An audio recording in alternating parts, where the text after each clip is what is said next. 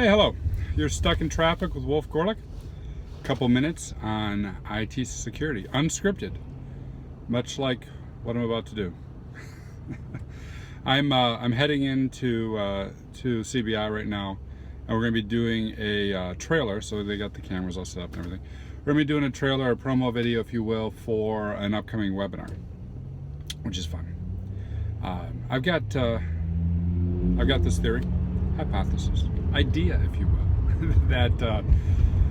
that preparation is what gets a good junior level talent to mid level, right? Preparation separates the junior from the mids.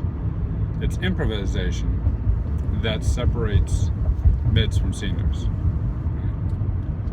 right? Which I'm not sure how true that is, but I do take solace in that when I get up in front of the cameras and the teleprompter is absolutely blank.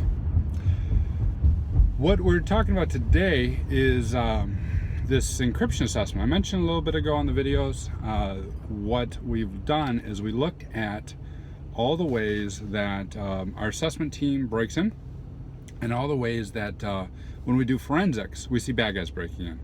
That bypass encryption, all right?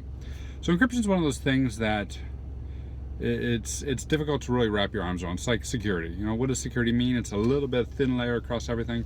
Similar with encryption, it's a thin layer that stretches across multiple systems. It's very easy to say, oh, I got security, or oh, I got encryption, but do you have encryption in the right place? Do you have security in the right place?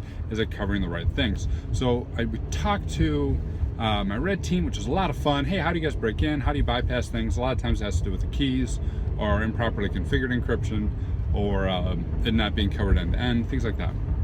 So that was one. And then the second one was went through all the standards and looked at the various regs and mandates for encryption, which is lots of fun. Always good to talk to my pen testers, and not necessarily good to be reading security standards. Not that I don't like them. I mean, I am a fan of standards for sure, but that is exciting.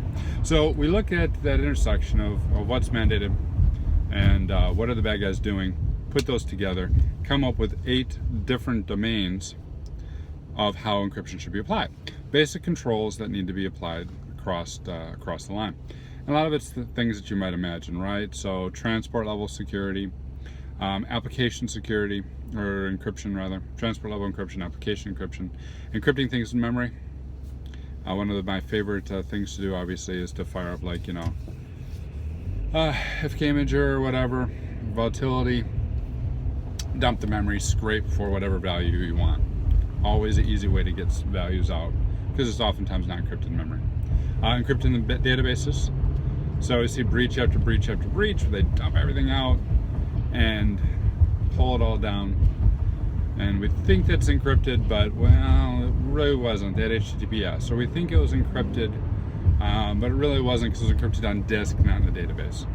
We think it was encrypted, but yeah, not so much, because they're using, you know, symmetric keys, and the keys are one column over, all things that we've seen. So we dumped all those out into 8 domains of you know, good solid practices for the application of encryption.